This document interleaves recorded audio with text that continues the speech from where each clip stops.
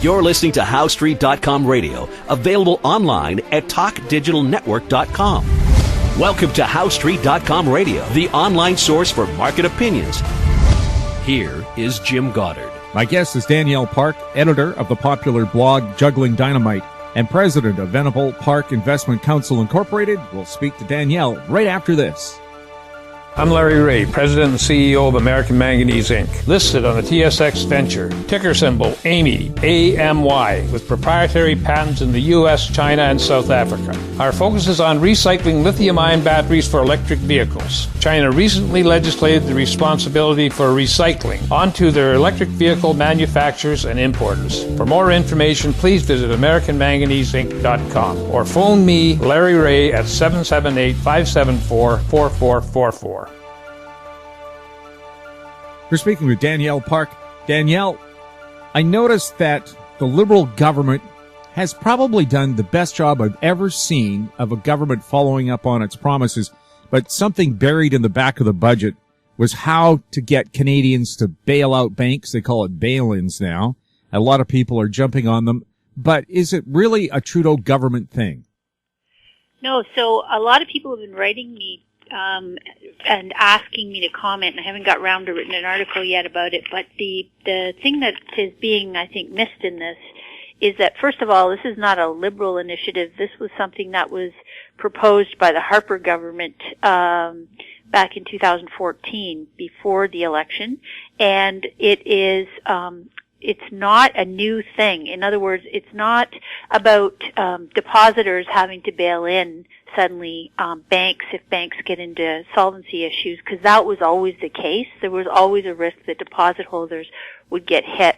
But what the actual proposal, and the one that's being continued from the Conservatives to the Liberal government in this budget, is to require these additional layers of capital in the banking system, in the long-term liability section of the balance sheet. And the point of this is to try and avoid what happened in the United States in 2008, where the capital ratios were insufficient. The buffers of invested capital, there was the shareholders and then the bondholders, and there was insufficient capital in those tranches to avoid the banks going into insolvency, and that's because they were underfunded going into the crisis.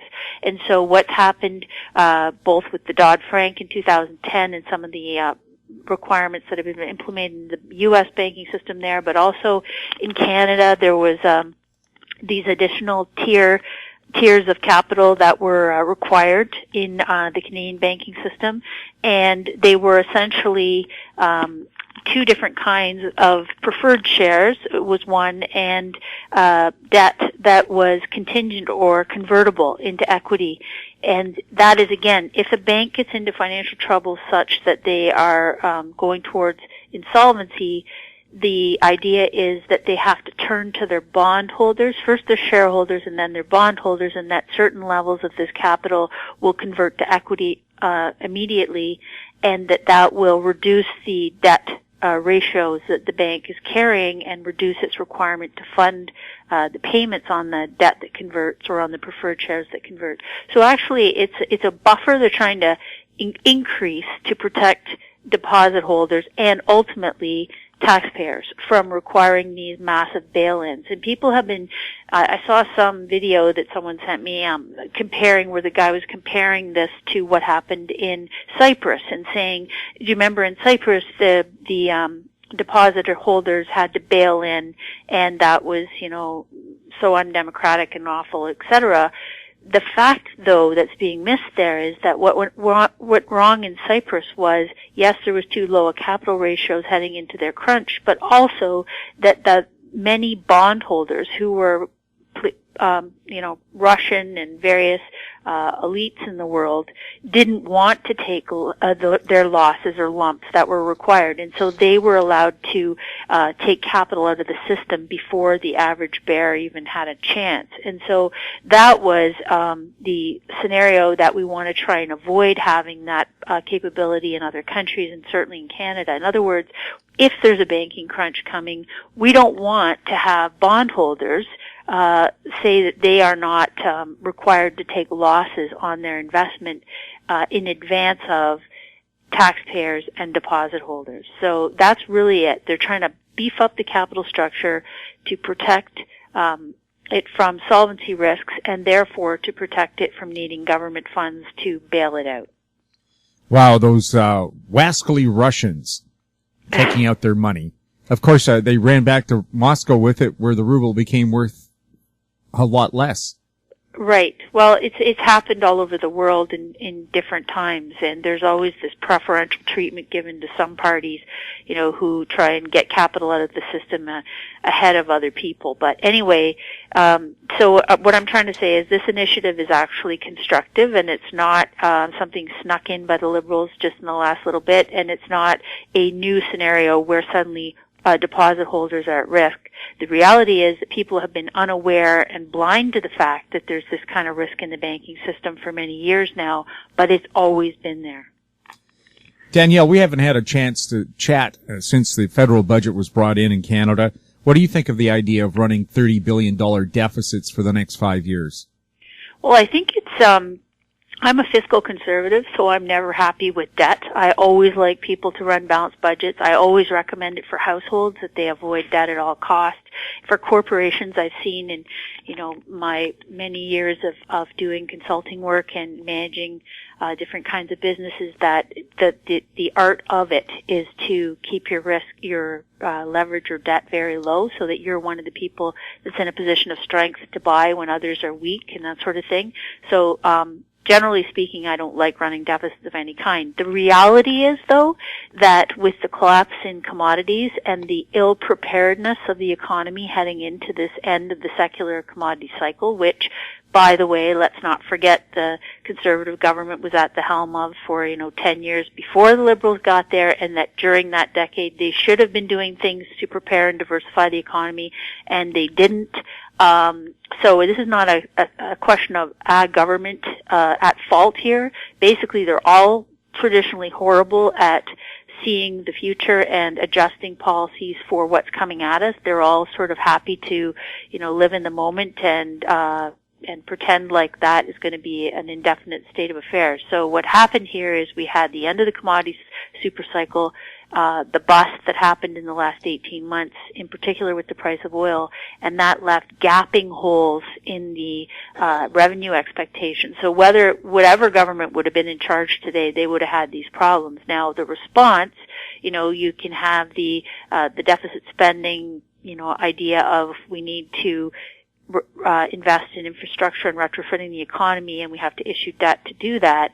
To some extent, I think that's correct. But to the extent that, it may go on a lot longer than people think, and that ultimately that may be a risk to our debt to GDP numbers in Canada, and therefore perhaps our credit rating, to our banks, all that sort of thing, that is certainly concerns that I share. You put out a brand new article about growth and the recent risk rally. What is the problem there? Oh, well, as you're aware, I'm sure, since February the 11th, the world risk markets, led primarily by a weakening U.S. dollar, surging crude, and there are stocks that tagged along with it. We've seen this big surge back in certain assets, a rally of 35% in the price of crude, and all of that has got people sort of the animal spirits, rubbing their hands in glee in the thoughts that perhaps the market is not insanely overvalued. And unfortunately, all that's happened in the rally over the past 6 weeks is that the market has gone from very overvalued to now even more overvalued, so therefore more dangerous to capital. And the rationale is really quite simple. We've had this long period of expanding corporate profits, which would have stalled out about 3 years ago, but for a lot of creative accounting, a lot of debt issuance to buy back shares, a lot of ex-item accounting where they take out certain things from what are normally required in GAAP earnings reports, anything and everything they could do to make purse out of a sow's ear when it came to their earnings of large corporations. And so all that's gone on and has extended this period, but throughout we have not had wage growth and we have not had sales growth. So at some point, you got to have those things to pay bills. You can only maneuver and sprinkle magic dust a certain while, and then traditionally, what we know from history is that the longer that non-GAAP earnings are contorted to look like they're making progress, the longer that gap between that ex-item or pro forma earnings reports that companies have been heavily relying on of late and the actual boring old traditional earnings reports that would be prescribed by GAAP, generally accepted accounting principles, the bigger the gap between those two, historically, the greater period of underperformance thereafter. In other words, it's not surprising that eventually, you're holding that spring out farther and farther to try and pretend and extend, and then it really just slam shut all the harder, and you get a lot of earnings disappointment in the months that follow. So I think we're in that period here. So as earnings have been actually negative in 2016, they've been coming down over the past many quarters, and as prices, in fact, what's been happening is that earnings have been dropping faster than stock prices were dropping even into February. And so the earnings, price to earnings ratio, or the valuation of where stocks are priced and relative whether they're good investments or not, is 23 times GAAP earnings today, right now. That's the S&P 500 is 23 times in its price, its average price, to the GAAP earnings that they're reporting. Now here's the thing. That long-term average, everyone talks about the long-term average price to earnings multiple being around 15. But in truth, that's only when the GDP in the country is growing at about a rate of 3%.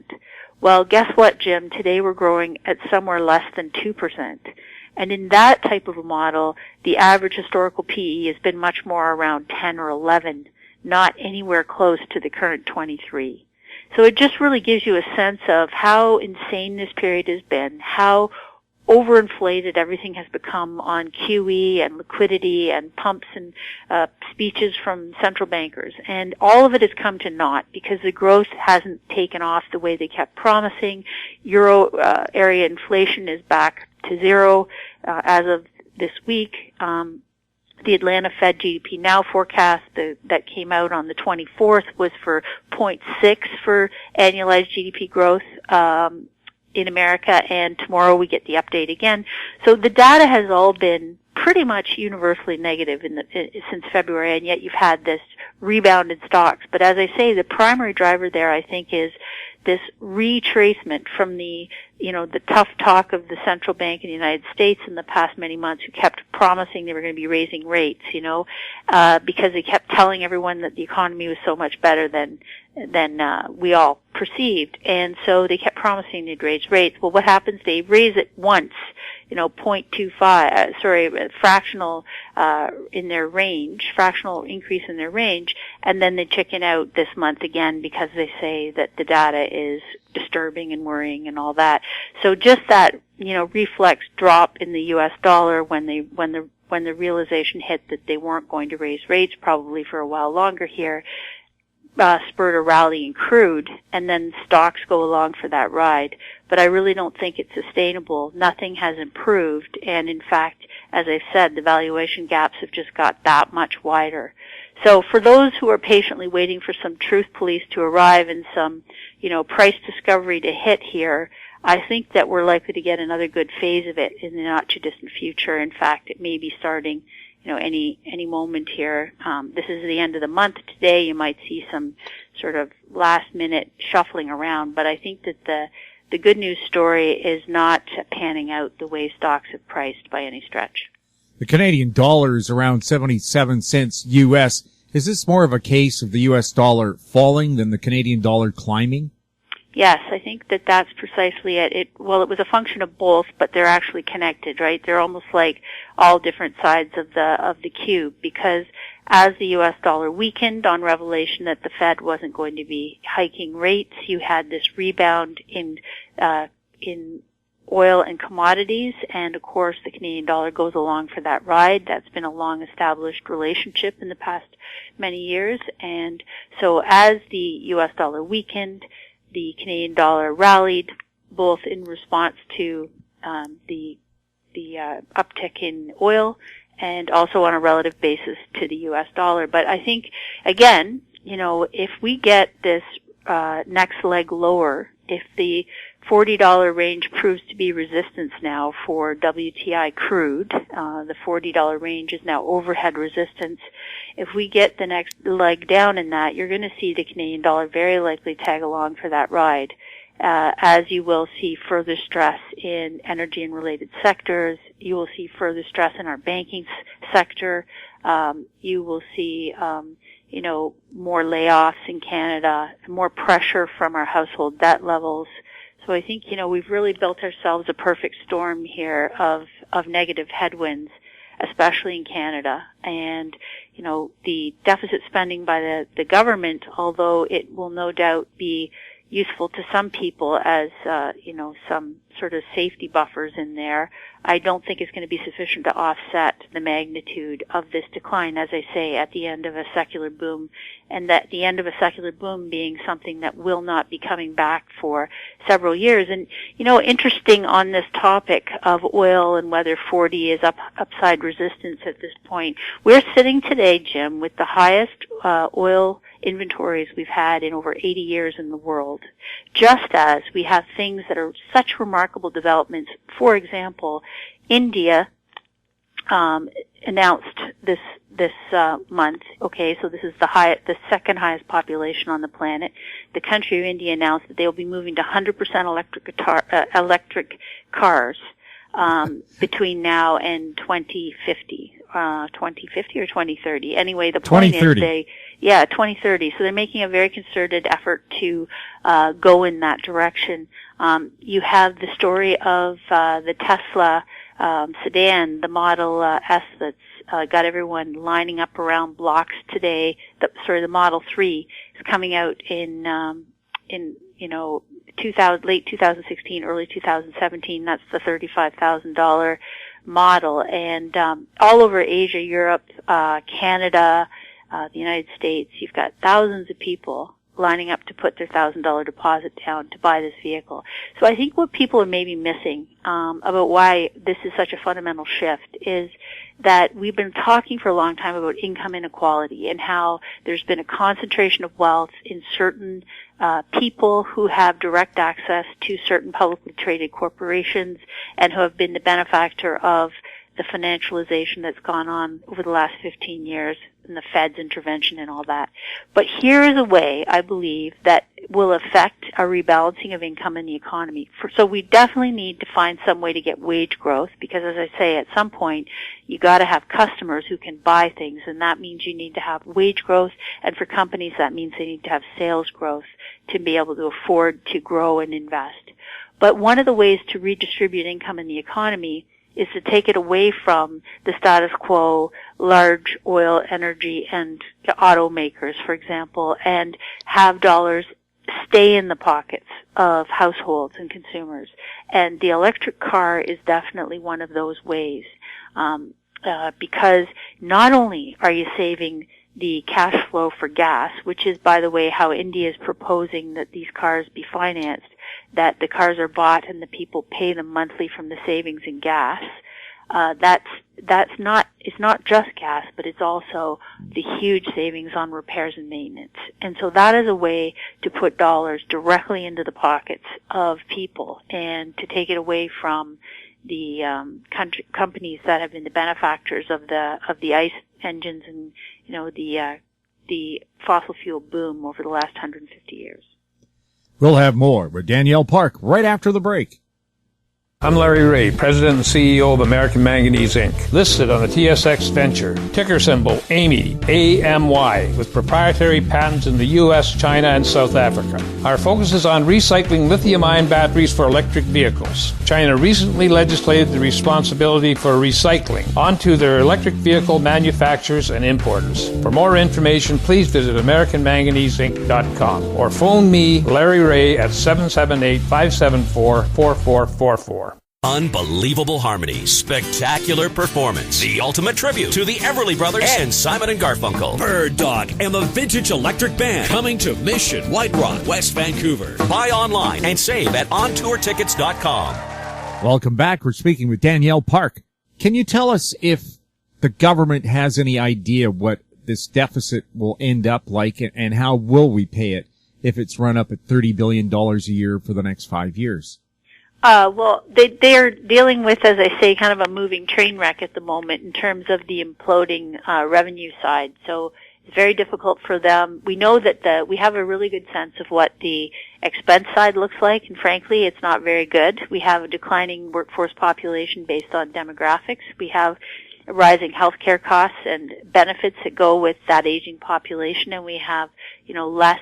As I said, in Canada, we've had this sort of gap or deficit of manufacturing of finishing products because we've been relying on the warehousing of our commodities over the past 15 years, taking the easy money and not really investing much in building out the next phase of that, and thinking about what will happen, planning ahead. What will happen when the boom for the basic commodity is no longer there? What will we fall back on? So we've really not done much of that putting of that infrastructure in place. So that's going to be, it would have been a lot better to do that with surplus cash flow the past few years, but now it's going to be more difficult, and it is going to require, as we've said, some debt increasing to try and make those investments now. But, at some point the bond market will tell you when you can't continue to add to the deficit. And we're in a world of very indebted countries everywhere you look. And although the federal government certainly made progress with reducing its debt and deficit over the past, when the Harper government was in, and that was great, the fact is that they did download a lot of their cuts onto other levels of government. And in general, debt levels in Canada, total debt levels in Canada have got much higher in the past 15 years. So at some point, the federal government is not the only entity that's going to need to borrow money here. Many of the provinces have already been issuing debt, as have many of the municipalities.